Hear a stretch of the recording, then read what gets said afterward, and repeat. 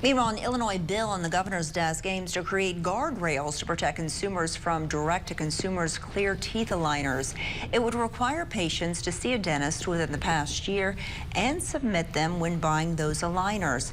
An orthodontist says that not having a proper treatment plan can cost patients more money in the long run. The treatment has not moved the teeth in the way that they would have expected, that they had hoped for. And so we have to go back and retreat them and correct the bite issues that occur because of these treatments. Now, patients also are advised to get their teeth checked before starting treatment because an undiagnosed condition could impact that treatment.